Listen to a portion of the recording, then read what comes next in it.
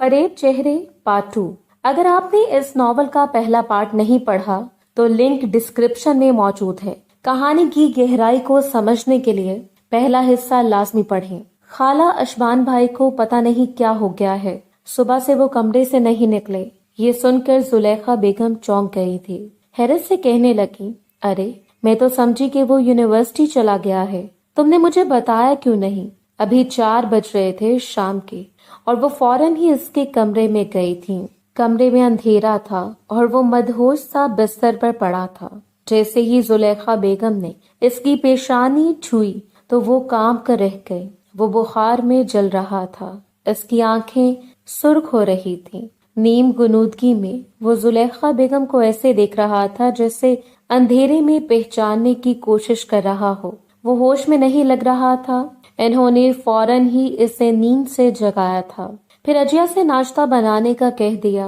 क्या हुआ है मेरे बच्चे? क्यों इतना तेज बुखार हो रहा है? मुझे बताया क्यों नहीं? माँ की बात पर इसने कोई जवाब नहीं दिया था। और जवाब देता भी कैसे? कैसे कह देता कि वो लड़की जो इसकी धड़कनों में बस गई थी, जिसे वो इतनी शिद्दतों से चाहता था, जिसके लिए इसने अपने करियर तक की परवाह नहीं की थी, वो आज दूसरे की बाहों में थी। इसने अपना सब कुछ इसके नाम कर दिया था और वो दूसरा कोई और नहीं बल्कि इसका गहरा दोस्त था। इसका दिल ये बात मानने से इनकारी हो रहा था। अभी तक खुद को वो एक ख्वाब की कैफियत में महसूस कर रहा था। अजियत, तकलीफ, गम, गुस्सा क्या होता है ये कोई इसकी जात से पूछता। इस कदर अजियत का शिकार था कि बदला लेने का ख्याल भी इससे नहीं आ रहा था। वो एक शदीद मायूसी का शिकार होकर कल रात से भी बिस्तर पर पड़ा था, लेकिन जुलेखा बेगम जबरदस्ती इसे लाउंज में ले आई थी और फिर इसने वहीं बैठकर एक कप चाय पी। फिर उठकर कमरे में जाने लगा। कहाँ जा रहे हो मेरे बच्चे? यहीं लेटे रहो, तुम्हारी तबीयत ठीक नहीं है। जुलेखा बेगम ऐसे देखकर परेशान थी। खुद अजिया भी किचन में खड़ी मुसलसल ऐसे देखे जा रही थी। कुछ तो हुआ है, कोई तो बड़ी बात है जो अशबान भाई की ऐसी हालत है। वो तशवीश से सोचे जा रही थी। नहाने जा रहा हूँ अम्मी, थकन उतर जाएगी और तबीयत भी ठीक हो जाएगी, भारी लहजे में कहता वो कमरे में चला आया था। कमरा जो बिल्कुल बेतरतीब छोड़कर गया था अब बिल्कुल साफ सुथरी हालत में था। यकीनन ये सारा कमाल अजिया ने किया होगा। वही इस कमरे की सफाई करती थी। फिर वो नहा धोकर अपने आप को रिलैक्स करने लगा, लेकिन जहन और दिल पर ऐसी धुंध छाई थी कि जहां से कुछ दिखाई भी नहीं दे रहा था।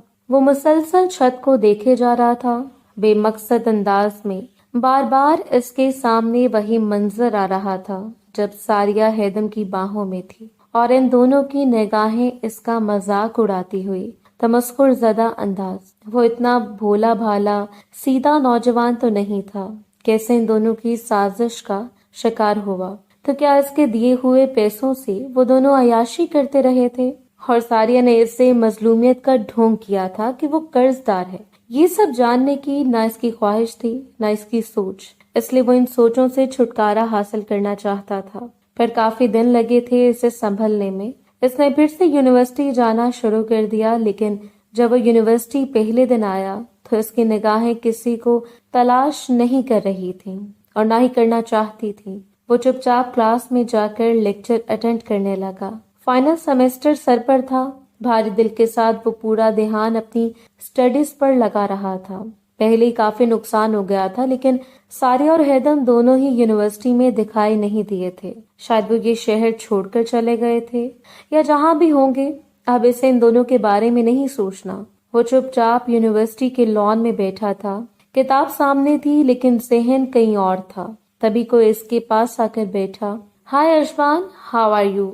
इसने चौंक कर सर उठाया। वो गजल थी, इसकी यूनिवर्सिटी फेलो, अपने लंबे बाल शानों पर बखेरे, हाथों में किताबें लिए। वो इसे अकेला बैठे देखकर यहाँ चली आई। कैसी हो तुम? और आज अकेले तुम्हारे वो फ्रेंड्स कहाँ हैं? काफी दिनों से ना तुम यूनिवर्सिटी आ रहे थे और ना ही वो दोनों मुझे दिखाई दे रहे थे। सब खैरियत तो है ना? गजल दिली दिल में इसे पसंद करती थी, लेकिन इसने इस बात का कभी इजहार नहीं किया था क्योंकि वो जानती थी कि अशबान सारिया में दिलचस्पी रखता है। पता नहीं गजल, मुझे तो नहीं मालूम कि वो दोनों क्यों नहीं आ रहे। اس نے صاف لاعلمی کا اظہار کیا تھا۔ بہت دنوں سے میں تمہیں کچھ کہنا چاہ رہی تھی اشبان۔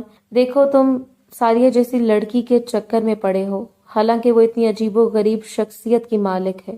ایک طرف تو وہ تمہارے ساتھ ٹائم گزارتی ہے تو دوسری طرف یونیورسٹی کے کئی لڑکے لڑکیوں نے اسے ڈانس کلب میں دیکھا ہے، جہاں وہ ہر رات کسی نئے لڑکے کے ساتھ پائی جاتی ہے۔ غزل کی بات پر اس نے چونک کر سر اٹھایا۔ کاش وہ اسے یہ بات پہلے بتا دیتی تو اتنے بڑے دھوکے کا شکار نہ ہوتا۔ اگر غزل اس سے یہ بات کہتی تو تھوڑا بہت شک اس کے دل میں جاتا ہی صحیح، لیکن اب جب اسے سب کچھ معلوم ہو گیا تھا، اس کی بے وفائی، اس کے دھوکے کا، تو وہ ان باتوں پر چونکا نہیں تھا، نہ اس کے دل کو کوئی دھچکا لگا تھا، کیونکہ کئی دن پہلے جو اس نے دیکھا اسے سہنا اتنا آسان نہیں تھا۔ پتہ نہیں غزل، مجھے اس بارے میں شاید تم ٹھیک کہہ رہی ہو، ایسا ہی ہوگا۔ بہت دبے دبے دھیمے لہجے میں بات کر رہا تھا۔ غزل حیران رہ گئی۔ وہ تو سوچ رہی تھی کہ جب یہ بات اشبان کو کہے گی تو وہ بھڑک جائے گا، کیونکہ اس کی محبت ساریہ کے لیے کوئی ڈھکی چھپی نہ تھی۔ وہ اندر سے تھوڑی خوش فہمی کا شکار ہوئی تھی۔ ویسے اشبان، تمہارا کیا ارادہ ہے؟ فائنل سیمسٹر کے بعد ڈگری مکمل ہو جائے گی، اس کے بعد تم جاب کرو گے یا پھر بزنس؟ ویسے مجھے تمہاری پرسنل لائف کو ڈسکس تو نہیں کرنا چاہیے، لیکن پھر بھی میں ایسے ہی پوچھ رہی ہوں، وہ جلدی سے کہنے لگی تو اشبان بے دلی سے مسکرا دیا۔ سوچ رہا ہوں کہ کسی فارن کنٹری میں ٹرائی کروں۔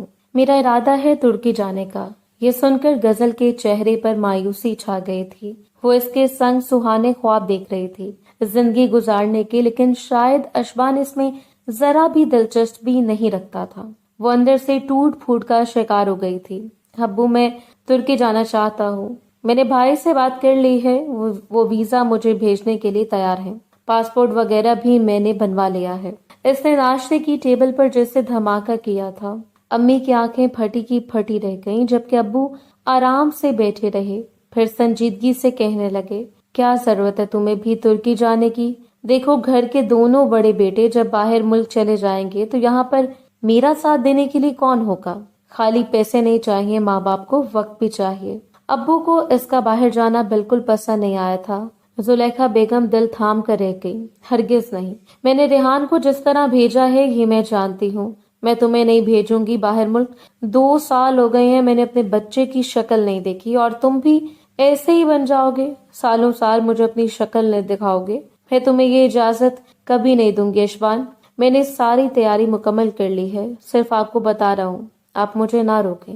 گھر کے حالات اور اس سوسائٹی میں موو کرنے کے لیے ہمیں کچھ بڑا کرنا ہوگا۔ امی ابو، آپ دونوں کیوں نہیں سمجھ رہے؟ 1 سال بعد بھائی واپس آئیں گے، آپ ان کی شادی کر دینا، پھر ان کی بیوی بچے ہوں گے تو آپ دونوں کا بھی دل بہل جائے گا۔ ابھی وقت ہے، حالات اچھے ہیں، ابھی میں جا سکتا ہوں، بعد کے حالات کا پتہ نہیں۔ اس نے بے تاثر لہجے میں اپنے ماں باپ سے کہا تھا۔ یہ ٹھیک کہہ رہا ہے زلیخا، اس سے مت روکو۔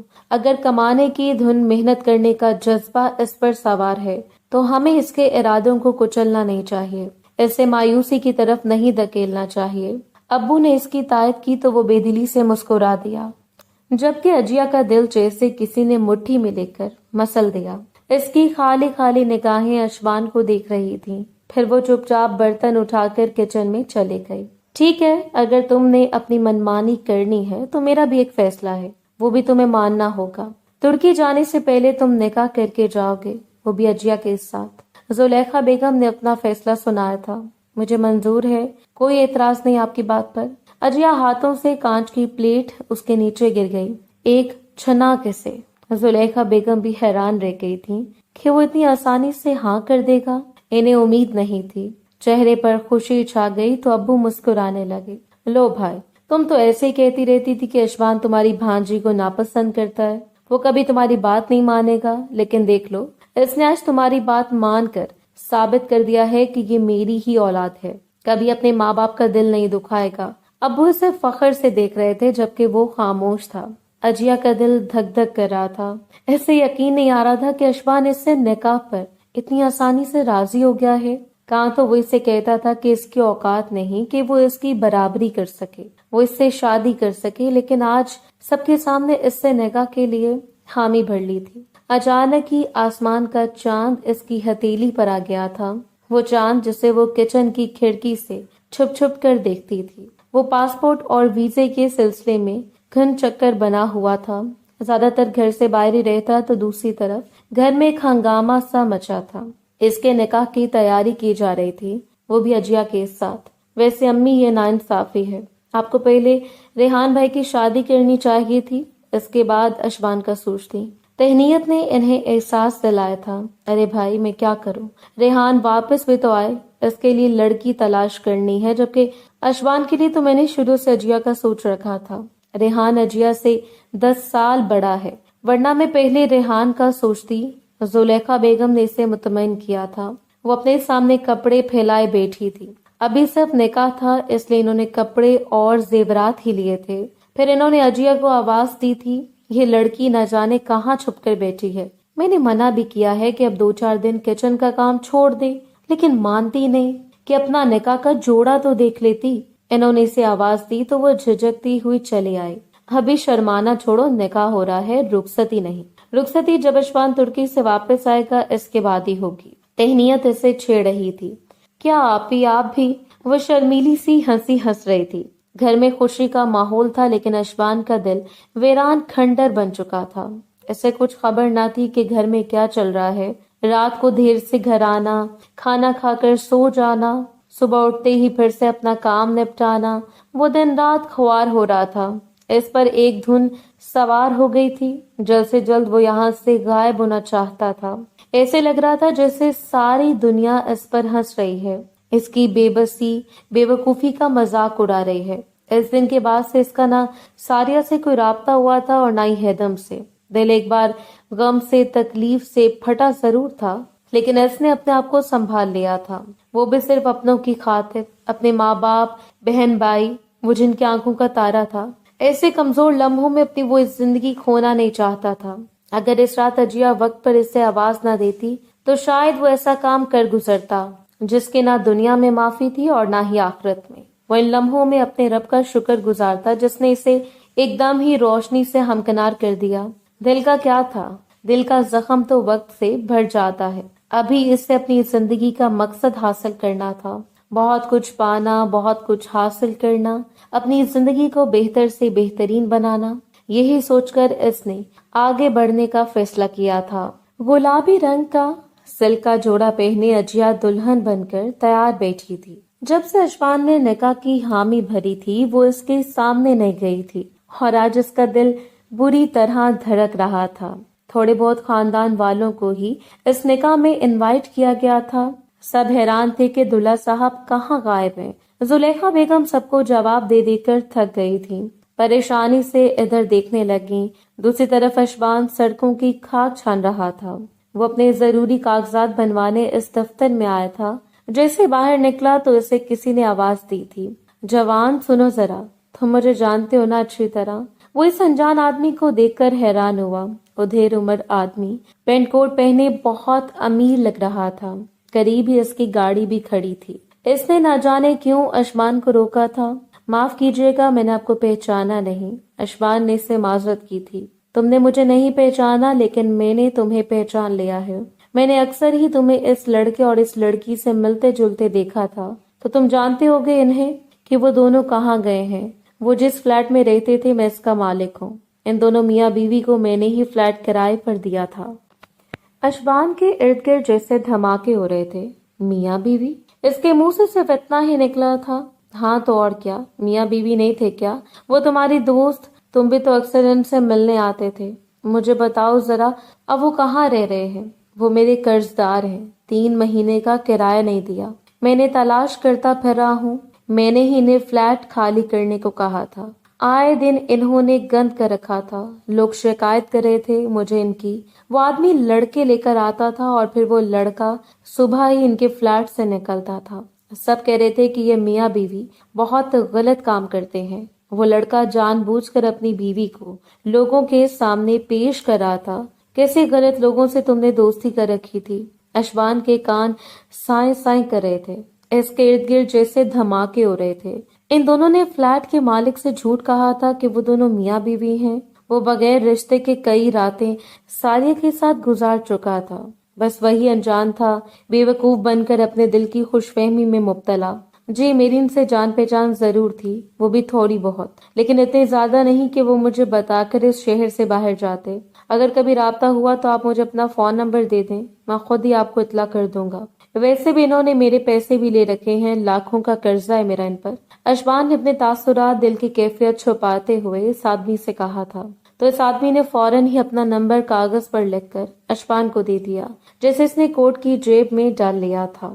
وہ تھکے تھکے قدموں سے بائک کی طرف بڑھا تھا جب اس کا موبائل بجنے لگا۔ کہاں ہو اشبان؟ سب مہمان انتظار کر رہے ہیں، مولوی صاحب آ گئے ہیں، لیکن تمہارا کچھ اتا پتا نہیں۔ کیوں ہمیں ذلیل کروانا چاہتے ہو؟ ابو کا فون تھا اور خوب غصے میں لگ رہے تھے۔ آ رہا ہوں، بس تھوڑی دیر انتظار کریں، نکل ہی رہا ہوں یہاں سے، کہہ کر اس نے فون کاٹ دیا اور پھر سیدھا گھر چلا آیا، جہاں پر الگ ہی محفل رونقیں لگی ہوئی تھیں۔ بنا اس کے دل کا حال جانے وہ سب اپنی خوشیوں میں مگن تھے۔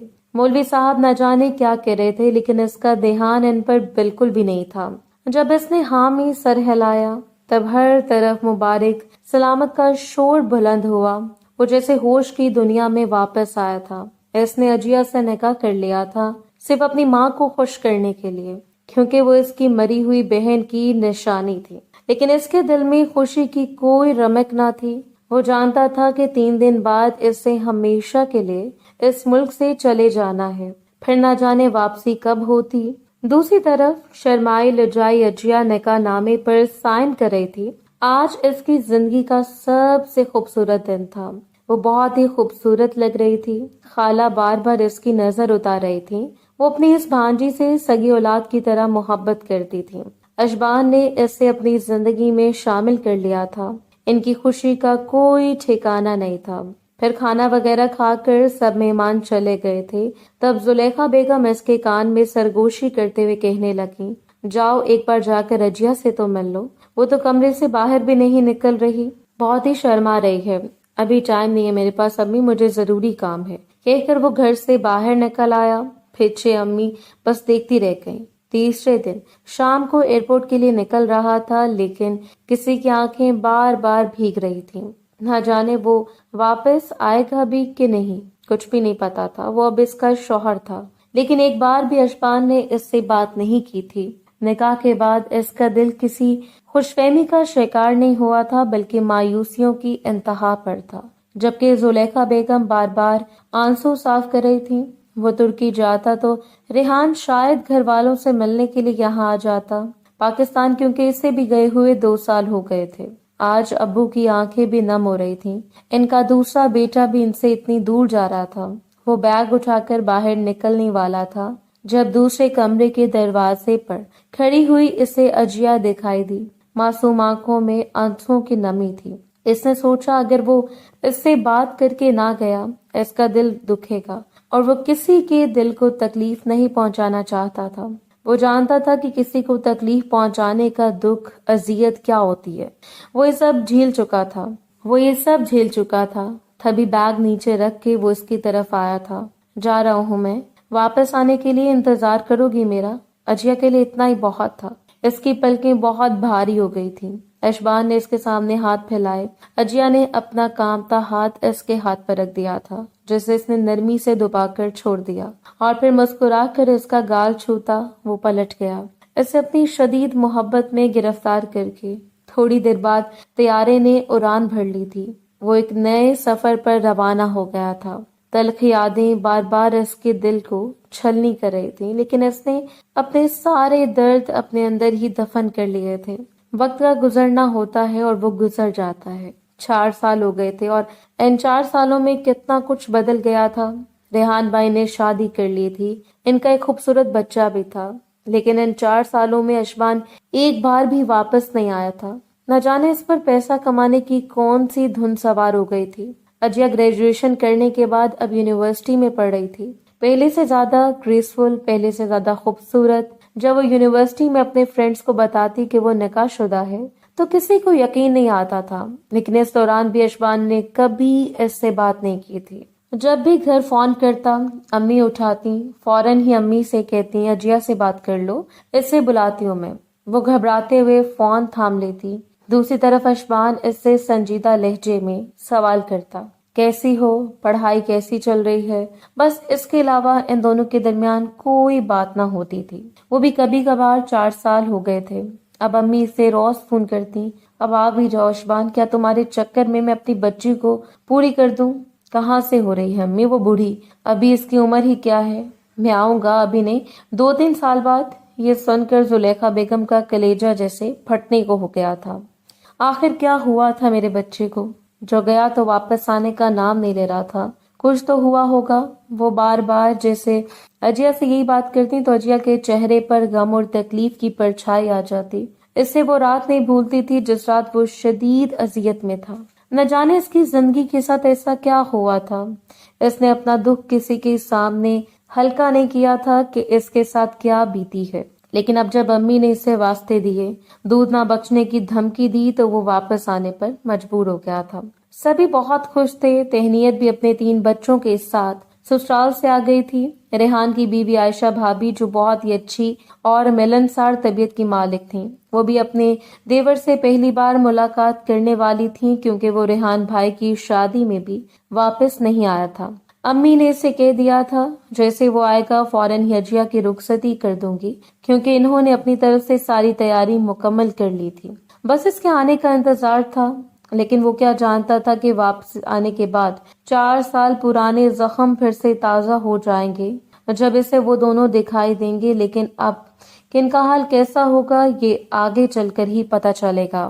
مہندی کی تقریب میں خوب مہمان جمع تھے. اجیا اور اشبان کی مہندی تھی. بالآخر امی ابو کی منت سماجت پر وہ واپس پاکستان آ گیا تھا اور ان دونوں کی شادی کی تقریب رکھ دی گئی تھی. شرمائے لجائی سی اجیا اس کے برابر میں بیٹھی تھی, کیونکہ وہ پہلے اس کی بیوی کا درجہ پا چکی تھی. یونیورسٹی میں اس کے پیپر ہونے والے تھے, وہ بھی فائنل سیمسٹر. لیکن اچانک ہی اشبان نے اپنی آمد کا اعلان کیا تو جھٹپٹ خالہ نے شادی کی تاریخ طے کر دی اور اس کی دھڑکنیں خوب شور مچا رہی تھیں. جب وہ واپس آیا, اس نے پہلی نظر اشبان کو دیکھا تو حیران رہ گئی. وہ پہلے سے زیادہ ہینڈسم, پہلے سے زیادہ خوبرو ہو گیا تھا. اس سے نظر نہ ہٹ رہی تھی. اس نے کیسے اپنی گرومنگ کی تھی پہچانا ہی نہیں جا رہا تھا. اجیا ہمارے گھبراہٹ اور شرم کے اس کے سامنے نہیں آئی تھی. اور پھر آج مہندی میں دونوں ساتھ بیٹھے تھے. وہ بھی مسکرا رہا تھا, لیکن پہلے سے زیادہ سنجیدہ ہو گیا تھا. پھر بالآخر شادی کا دن بھی آ پہنچا اور آج ہمیشہ کے لیے اجیا اپنے کمرے سے اس کے کمرے میں شفٹ ہونے والی تھی. بس اس کی رخصتی یہی تھی. وہ شدید گھبراہٹ محسوس کر رہی تھی.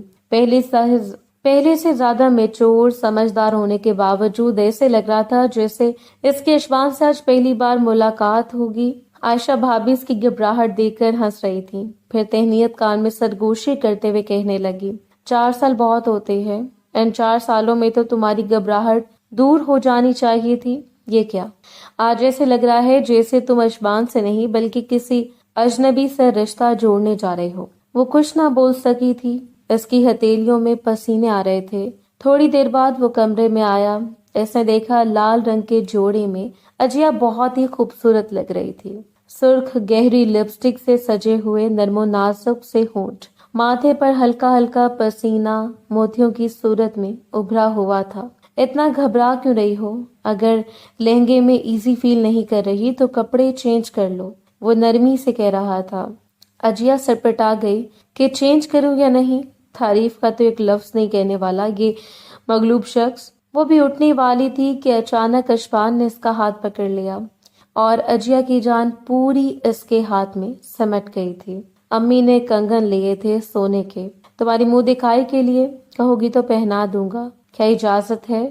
وہ اس سے اجازت مانگ رہا تھا. اجیا نے اس بات میں سر ہلا دیا.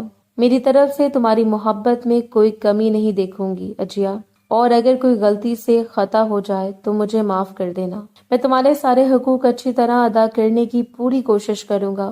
وہ سر جھکائے بھاری لہجے میں کہہ رہا تھا.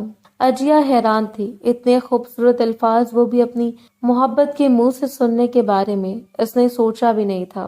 ایسے لگ رہا تھا جیسے آسمان کا چاند اس کی ہتھیلی میں آ گیا ہو. من کا آنگن خوشیوں سے مہکا تو اس کے چہرے پر بھی گلاب بکھر گیا. آج کی رات وہ دونوں ایک ہونے والے تھے. یہ اوپر پہلے سے ہی تقدیر میں لکھ دیا گیا تھا. شادی کے ہنگامے ختم ہو گئے تھے. नाश्ते की टेबल पर सभी बैठकर नाश्ता कर रहे थे।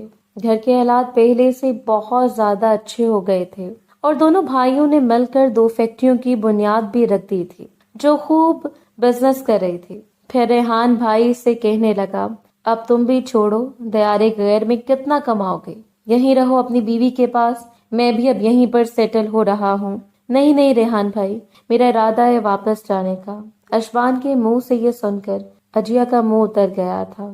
तो रेहान भाई से कहने लगे, ऐसा जुल्म मत करो यार अपनी बीवी पर। इंसान थोड़ा कमा ले लेकिन रहे अपनी बीवी बच्चों के साथ। मेरा भी यही मशवरा है तुम्हें कि तुम यहीं पर सेटल हो जाओ। रेहान भाई की बात पर वो खामोश ऐसे देखे रेहान भाई की बात पर वो खामोश। इसने देखा अजिया का चेहरा उतर गया था। फिलहाल तो वो 3 महीने की छुट्टियों पर आया था। 1 महीना तो ऐसे गुजरा कि पता ही न चला। फिर इस रात अम्मी ने इसे कहकर अजिया को कि बाहर ले जाओ घूमने फिराने के लिए। इनके कहने पर वो इसे इस रेस्टोरेंट में ले आया था। फिरोजी रंग का सूट पहने वो चांद की तरह दमक रही थी। इसकी हमराही दिन ब दिन इससे निखारती जा रही थी और वो बहुत खुश लग रही थी। खाने का ऑर्डर देने के बाद वो मोबाइल देख रहा था कि अचानक ही रेस्टोरेंट में शोर सा उठा। सामने एक अजीब सा मंजर था। रेस्टोरेंट में बैठे हुए सब लोग हैरानी से ये मंजर देख रहे थे। एक टेबल पर मोटा बड़ी उम्र का आदमी एक लड़की को थप्पड़ मार रहा था। वो शायद इसकी बीवी थी या फिर कोई और, समझ से बाहर था। तब इसने धक्का मारकर इस लड़की को कुर्सी पर धकेला जो सर झुकाए बैठी थी। लड़की के सुनहरी बाल शानों पर बिखरे थे। इसका चेहरा दिखाई न दे रहा था लेकिन वो आदमी बड़ा ही खतरनाक लग रहा था जो इस लड़की को सबके सामने ना सिर्फ थप्पड़ मार रहा था बल्कि इससे बेहोश भी कर रहा था। फिर एकदम ही उठकर खड़ा हुआ। वो शायद किसी काम से बाहर चला गया था। तभी वो लड़की एकदम उठ खड़ी हुई और इधर उधर देखने लगी। अचानक ही अशबान की नजर इस लड़की पर पड़ी और वो जैसे पत्थर का हो गया। वो लड़की कोई और नहीं बल्कि सारिया थी। ये इस मोटे आदमी के साथ क्या कर रही है? आखिर हैदम कहाँ गया? इतने सारे सवाल इसके सामने मुंह खोले खड़े थे। सारिया रोते हुए इस बूढ़ी औरत से न जाने क्या कह रही थी जो बराबर वाले टेबल पर बैठी थी। बूढ़ी औरत इसे तस्वीर से देख रही थी। अशबान को ऐसे लग रहा था जैसे वो पत्थर का हो गया हो, लेकिन रेस्टोरेंट वाले ये अजीब तमाशा हैरत से देख रहे थे। कोई भी ऐसे मुदाखलत नहीं कर सकता था क्योंकि वो इनका जाती मामला था। लेकिन ये सब देखकर अजिया शदीद खौफ का शिकार हो गई थी। फिर वो इसे कहने लगी, हम किसी और रेस्टोरेंट में चलते हैं। वो थोड़ी परेशान नजर आ रही थी। तब इसने अजिया के हाथ पर हाथ रख दिया। कुछ नहीं होता। बड़ी मुश्किल से इसके मुंह से ये अल्फाज निकले थे, लेकिन इसने एक तस्वीर की कहानी देख ली थी। क्या वजह है जो सारिया इस आदमी के साथ है और हैदम कहाँ है? इन दोनों ने तो आपस में शादी कर ली थी। ये बहुत से सवाल थे जिनके जवाब जानना जरूरी था। तभी वो मोटा आदमी दोबारा रेस्टोरेंट में दाखिल हुआ और इसने सारिया को बाजू से पकड़ लिया। अब वो घसीटते हुए इसे अपने साथ ले जा रहा था। पीछे वो चिल्ला रही थी, मदद करो, खुदा के लिए मेरी मदद करो, ये मुझे जान से मार देगा। लेकिन कोई भी अपनी जगह से ना हिला। अशबान के दिल में ख्याल आया कि वो उठे और जाकर सारिया को इस आदमी से आजाद करवा दे। लेकिन वो कैसे भूल सकता था कि चंद साल पहले इसने अशबान के साथ क्या किया था। इसने तो सब मामला खुदा पर छोड़ दिया था, लेकिन आज वो जिस बेबसी से चला रही थी, कोई नहीं सोच सकता था कि चंद साल पहले इस लड़की ने किस कदर मकारी और फरेबी से किसी के भोले भाले दिल को तकलीफ पहुंचाई थी। वो खामोशी से बेहिस बना बैठा रहा। इसने अपने कान बंद कर लिए थे। अजिया के साथ इधर उधर की बातें की, सुकून से खाना खाया और फिर घर आकर वो बेड पर लेट गया था। पास में सोए इसकी बीवी गहरी नींद में थी। इसकी लड़ती पलकें नींद में मुस्कुराते लब ये बता रहे थे कि वो कितने सुकून में है। इसने बड़ी नरमी से अजिया के चेहरे पर आए थोड़े से बाल पीछे कर दिए थे। खुद बेड के क्राउन से टेक लगाए। आज दिन वाला मंजर सोचने पर मजबूर था। ऐसे लग रहा था कि इसके सामने कोई फिल्म चल रही हो। ऐसे उठकर सारिया के पीछे जाना चाहिए था। कम से कम इससे पता तो चलता कि इसका ये अंजाम इस कदर भयानक कैसे हुआ। इसने हैदम से तलाक ले ली थी क्या, या फिर हैदम ने इसे छोड़ दिया था? ये सारे सवाल इसके सामने मुंह खोले खड़े थे जिनका जवाब सिर्फ सारिया ही दे सकती थी। اور کوئی نہیں۔ اجیا اور اشبان کی شادی کو بھی 1.5 مہینہ ہی گزرا تھا کہ اچانک اجیا کی طبیعت خراب رہنے لگی۔ بیٹا اسے ڈاکٹر کے ہاں لے جاؤ، صبح سے الٹیاں کیے جا رہی ہے، ایسے لگتا ہے جیسے بی پی لو ہو رہا ہے، وہ فکر مندی سے کہہ رہی تھی، جبکہ عائشہ بھابی شرارت سے اجیا کے کان میں سرگوشی کرتے ہوئے کہنے لگی، واہ بھائی بڑی تیز ہو، اتنی جلدی میدان مار لیا۔ ان کا اشارہ اجیا کی پریگنینسی کی طرف تھا۔ ہو سکتا ہے کہ وہ پریگننٹ ہو۔ اس نے زلیخا بیگم کے سامنے بھی یہ خدشہ ظاہر کیا تھا، جبکہ اجیا شرم سے پانی پانی ہو گئی تھی۔ وہ خود سوچ نہیں سکتی تھی کہ اتنی جلدی خدا اس کی جھولی بھر دے گا۔ ابھی ڈاکٹر کی تصدیق باقی تھی۔ پھر اشبان ماں کے کہنے پر اسے اپنی گاڑی میں ڈاکٹر کے پاس لے آیا تھا۔ ایک پرائیویٹ ہسپتال تھا۔ اجیا کے کوئی ٹیسٹ وغیرہ ہونے تھے، اس لیے نرس اسے اپنے ساتھ لے گئی تھی۔ اچانک ہی ہاسپٹل میں ایک افراتفری سی مچی تھی۔ شاید کوئی ایمرجنسی کیس آیا تھا۔ وہ ایک لڑکی تھی جو ویل چیئر پر بیٹھی تھی، لیکن اس کے سر سے بہت تیزی سے خون بہ رہا تھا۔ اشبان کی نظر جیسے اس کے چہرے پر پڑی، وہ ایک بار پھر سے پتھر کا ہو گیا تھا، جیسے اس کے جسم میں جان نہ رہی ہو۔ وہ کوئی اور نہیں بلکہ ساریہ تھی۔ زخمی حالت میں اسے ہسپتال لے کر آیا گیا تھا۔ وہ نیم بے ہوشی کی حالت میں بیڈ پر پڑی تھی، جبکہ ڈاکٹر اس کا علاج کر رہی تھی۔ اس کے ماتھے پر 3 ٹانکے آئے تھے۔ اس میں آپ کی ایسی حالت کی ہے کس نے تمہاری ایسی حالت کی ہے؟ یقیناً تمہارے شوہر کا کارنامہ۔ ڈاکٹر اسے باتیں سنا رہی تھی، لیکن ساریہ بالکل خاموش تھی۔ اشبان اس کمرے سے باہر کھڑا چپکے چپکے اسے دیکھ رہا تھا۔ تبھی سے ہوش آیا کہ وہ اجیا کو اکیلا چھوڑ آیا ہے، کہیں وہ پریشان نہ ہو۔ جیسے وہ پلٹنے لگا تو اسے اپنے پیچھے ایک آواز سنائی دی، اشبان تم؟ وہ جیسے پلٹا، ساریہ آنسوؤں بھری نظریں لیے اسے دیکھ رہی تھی۔ وہ لڑکھڑاتے قدموں سے چلتی ہوئی اس کے سامنے آئی تھی، جبکہ نرس ایسے کہہ رہی تھی، او بی بی وہاں لیٹ جاؤ، ابھی تمہارے طبیعت ٹھیک نہیں ہے۔ لیکن اس سے آواز بھی کہاں آ رہی تھی؟ آج اتنے سالوں بعد بھی وہ اسے کیسے نہ پہچانتی۔ ایک اچھا وقت گزارا تھا اس نے اس انسان کے ساتھ، لیکن اشبان نے نفرت سے منہ پھیر لیا تھا۔ اس نے سر سے پاؤں تک ساریہ کو دیکھا اور پھر اس کی نظروں نے اسے بہت کچھ کہہ دیا تھا۔ مجھے معاف کر دو اشبان۔ وہ ہاتھ جوڑے اس کے سامنے کھڑی تھی۔ وہ 2 قدم چلتا اس کے سامنے آیا اور پھر اس کی آنکھوں میں آنکھیں ڈال کر کہنے لگا، تم معافی کے قابل ہو ساریہ؟ پہلے اپنے آپ سے یہ سوال کرو۔ میں تمہیں کبھی معاف نہیں کروں گا۔ یہ تمہاری بھول ہے کہ میں وہ سب اتنی آسانی سے بھول سکتا ہوں اور تمہیں اتنی آسانی سے معاف کر دوں۔ اشبان پلیز، میں بہت تکلیف میں ہوں۔ ایک دم ہی ساریہ نے اس کے بازو پر اپنا ہاتھ رکھ دیا۔ تبھی دوسری طرف اجیا نے اپنے ہاتھ اس کے بازو میں ڈال دیا۔ کہاں تھے آپ؟ اتنی دیر سے ڈھونڈتی پھر رہی تھی، پریشان ہو گئی تھی میں۔ اس کی معصوم آنکھوں میں خوف تھا۔ تبھی اس کی نظر اس لڑکی پر پڑی۔ وہ لڑکی بڑی عجیب و غریب نظروں سے اشبان کو دیکھے جا رہی تھی۔ اس کی ذہنی حالت ٹھیک نہیں لگ رہی تھی۔ اشبان پلیز میری بات سن کر جاؤ، میں تم سے کچھ کہنا چاہتی ہوں۔ خدا کے لیے بس ایک بار میری بات سن لو۔ وہ اس کی منتیں کر رہی تھی۔ اجیا حیرت سے اس لڑکی کو دیکھ رہی تھی جو کس بے تکلفی سے اس کے شوہر کے بازو پر ہاتھ رکھ کر کھڑی تھی۔ اسے شدید ناگواری محسوس ہوئی۔ اشبان خود ہی 2 قدم پیچھے ہو گیا۔ یہ کون ہے؟ یقیناً تمہاری بیوی ہوگی، بہت خوبصورت ہے۔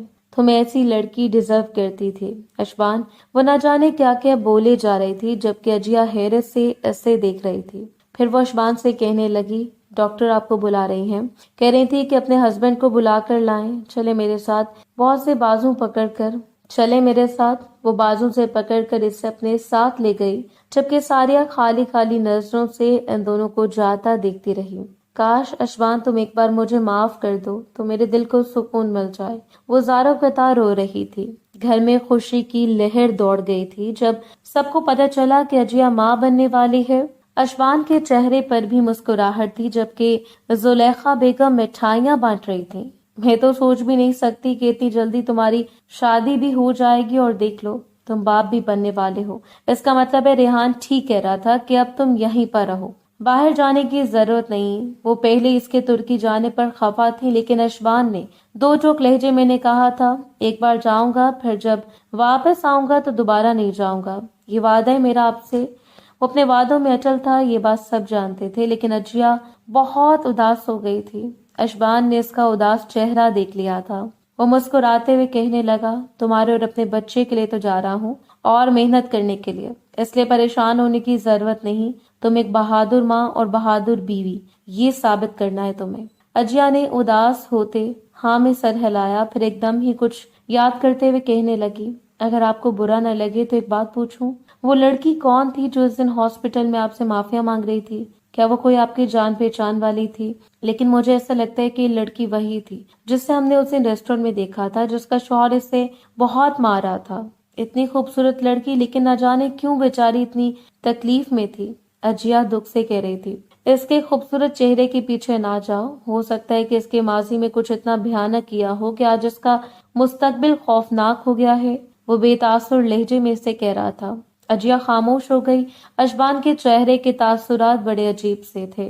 وہ جان گئی تھی کہ وہ اس لڑکی کو بہت اچھے سے جانتا ہے، تبھی تو ایسے کہہ رہا ہے. پھر 2 ہفتے بعد ہی وہ ساریہ کے سامنے بیٹھا تھا. آج بہت اصرار پر جب کئی دفعہ وہ اس کے سامنے آئی، بار بار معافی کا تقاضا کرتی تو وہ اس سے ملنے پر مجبور ہوا تھا. ویسے تو میں تمہاری شکل بھی نہیں دیکھنا چاہتا تھا، لیکن آج تمہاری حالت قابل ترس ہے. آخری دفعہ تم سے ملنے آیا ہوں، اب کہو کیا کہنا چاہتی ہو، اور کتنے لڑکوں کو بے وقوف بنایا میری طرح. اور وہ کہاں ہے تمہارا دلال، مجھے تمہارا جسم جو بیچ بیچ کر پیسے کماتا تھا. اشبان نے زندگی میں پہلی دفعہ ایسے الفاظ استعمال کیے تھے. ساریہ کی آنکھوں میں آنسو آ گئے. پھر وہ ٹیبل کی نوک اپنے ناخنوں سے کھرچتے ہوئے کہنے لگی، مجھے تمہارے الفاظ پر افسوس نہیں ہو رہا اشبان، کیونکہ میں اسی لہجے کی حقدار ہوں. بس میں تم سے ایک بار معافی مانگنا چاہتی تھی. یہ ساری غلطی میری ہے. دولت کی ہوس تھی، اور ہیدم تو خود بھی ایک غریب گھر سے تھا. سوتیلے باپ سے جھگڑا ہوا تو وہ ہمیشہ کے لیے گھر چھوڑ کر آ گیا تھا. دوسری طرف میں نے تم سے وہ ساری کہانی جھوٹ کہی تھی. میں بھی اپنا گھر چھوڑ کر آئی تھی، اس لیے کیونکہ میں بھی اپنے گھر کے حالات سے تنگ تھی. گھر میں صرف غربت تھی اور کچھ نہیں. آئی تو میں ماڈل بننے تھی، لیکن میرا یہ خواب پورا نہیں ہوا. ہیدم کے ساتھ میں نے کئی دفعہ اسٹوڈیو کے چکر لگائے، اپنی پورٹ فولیو بنایا، لیکن کوئی فائدہ نہیں ہوا. کسی نے مجھے کام نہیں دیا. پھر میں شام کو ایک ریسٹورینٹ میں نوکری کرنے لگی اور یونیورسٹی میں پڑھائی شروع کر دی. میں اور ہیدم شروع سے ساتھ رہتے تھے، بنا کسی رشتے کے. اس نے ہی یہ پلاننگ بتائی تھی کہ وہ سامنے مجھے ایسے بتایا کرے گا جیسے وہ پہلے سے مجھے جانتا نہیں ہے، تاکہ کوئی نہ میرے ماضی کے بارے میں سوال کرے اور نہ ہی تمہارے ماضی کے بارے میں. یوں ہماری پلاننگ کامیاب ہو گئی، اور جو سب سے پہلا شکار تھا وہ تھا اسی ریسٹورینٹ کا مینیجر. ہم دونوں نے اس سے بہت لوٹ کر کھایا، اور جب مطلب نکل گیا تو ہم نے اسے خداحافظ کہہ دیا. اسے بلیک میل کرتے کہ اگر اس نے کسی کو میرے بارے میں بتایا تو میں اس کی بیوی کو سب کچھ بتا دوں گی. میں سب کے سامنے مظلومیت کا رونا روتی اور سب میرے حسن کے جال میں پھنس جاتے. مجھے پیسے دیتے، عیاشیاں کرواتے اور میں اس میں خوش ہو جاتی. جو بھی پیسے ملتے تھے آدھے ہم دونوں عیاشی میں اڑاتے اور آدھے اپنے پاس جمع کر لیتے تھے. یہ سلسلہ کئی سال سے چل رہا تھا، اور پھر تم میری زندگی میں آئے. تمہارا گھرانہ اتنا امیر نہیں تھا، لیکن پھر بھی تم اپنی حیثیت سے زیادہ ہم پر خرچ کرتے. میں بار بار ہیدم سے یہی کہتی کہ ہم اس کے ساتھ غلط کر رہے ہیں، ہمیں ایسا نہیں کرنا چاہیے، لیکن وہ بگڑ جاتا اور کہتا کہ اس مشن میں نہ ہمارا کوئی دوست ہے اور نہ ساتھی ہے. یہ یاد رکھنا. میں اس کی بات پر عمل کرتی. پیار محبت کا جو بھی ناٹک میں نے تمہارے ساتھ کیا وہ سب صرف جھوٹ تھا اور کچھ نہیں. پھر اس دن جب تم رقم لے کر آئے تو اس سے پہلے ہمارے پاس تقریباً 1 کروڑ روپیہ جمع ہو چکا تھا. وہ میں نے صرف تم سے نہیں بلکہ کافی لوگوں کے دل سے کھیل کر جمع کیا تھا. ہم دونوں کی لائف سیٹ ہو گئی تھی، اور پھر میں نے اور ہیدم نے شادی کر لی. میں تو سوچ بھی نہیں سکتی تھی کہ تم میرے بارے میں اتنے سیریس ہوگے کہ تم میرا اصل چہرہ پہچاننے کے بعد کچھ سوچنے سمجھنے کے قابل نہیں رہو گے. میں نے اس دن تمہارا چہرہ دیکھ لیا تھا، تمہاری آنکھوں میں جو خوفناک تاثر آیا تھا، ہم دونوں کو مار دینے کا، آنکھوں میں کبھی نہیں میں بھول سکتی. مجھے تم سے ہر لمحہ ڈر لگتا، لیکن ہیدر نے کہا کہ تمہاری فیملی ہے، تمہارا خاندان ہے، تم ایسا جرم ہرگز نہیں کرو گے. یوں میں بے فکر ہو گئی. پھر 2-3 سال ہمارے بہت ہی اچھے گزرے، لیکن جب پیسے ختم ہوئے تو ہم دونوں میں لڑائیاں شروع ہو گئیں. اب وہ مجھے پھر سے اسی کام پر مجبور کر رہا تھا جو میں پہلے کرتی تھی، لیکن میں نے اس کی بات ماننے سے صاف انکار کر دیا. میں خاندان چاہتی تھی، فیملی چاہتی تھی، لیکن وہ ان چیزوں سے نفرت کرتا تھا. پھر ایک دن وہ ایک آدمی کو لے کر آیا. مجھے اس پر اتنا غصہ آیا کہ حد نہیں. پھر اس رات میں گھر سے بھاگ کر دوسرے شہر آ گئی، لیکن میں جانتی تھی کہ میں یہاں بھی محفوظ نہیں، وہ مجھے ڈھونڈ لے گا.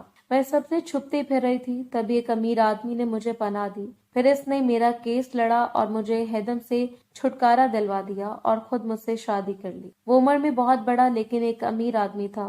मैं खुश थी कि अब मेरी जिंदगी सेट हो जाएगी, लेकिन वो एक नफ्सियाती मरीज निकला। रात को बीवी को मारना पीटना, इससे अजियत देना, यही इसका वतीरा था। अब मैं इसी के साथ रह रही हूँ। आए दिनों मेरे ऊपर तशद्दुद करता है, मुझे मारता फिरता है, मेरी बेइज्जती भी करता है, लेकिन फिर भी मैं इसके साथ रहती हूँ। सब पूछते हैं कि मुझ पर कौन तशद्दुद करता है। मुझे पुलिस ने कंप्लेन करनी चाहिए, लेकिन अगर मैं इसके खिलाफ शिकायत करूंगी तो फिर कहाँ जाऊंगी? फिर से कोई हैदम जैसा शैतान भेड़िया, कोई फवाद चौधरी जैसा नफ्सियाती इंसान मुझे अपने घर में ले लेगा।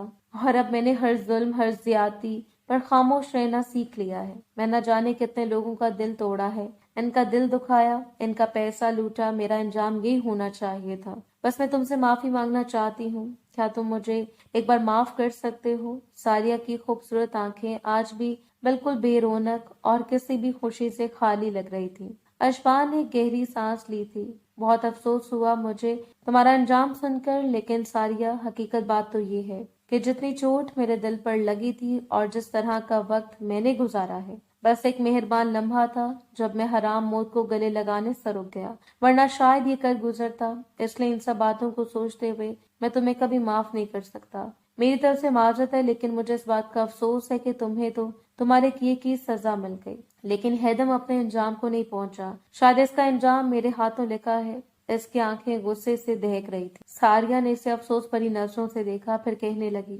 ऐसा सोचना भी मत कुछ गलत करने का। अशबान, तुम्हारी जिंदगी बहुत खूबसूरत है। तुम्हारी बीवी देखी थी मैंने, कितनी प्यारी है वो। यकीनन तुम इसके साथ बेहतरीन जिंदगी गुजार रहे होगे। मैं तुम्हें ये बता दूं कि हैदम पहले ही जेल की सलाखें काट रहा है। इससे उम्र कैद और साथ में फांसी की सजा मिल चुकी है। तुम इससे क्या सजा दोगे? ये सुनकर वो हैरान रह गया तो सारिया सर झुकाकर कहने लगी, इसने किसी से पैसे लूटने की कोशिश की थी तो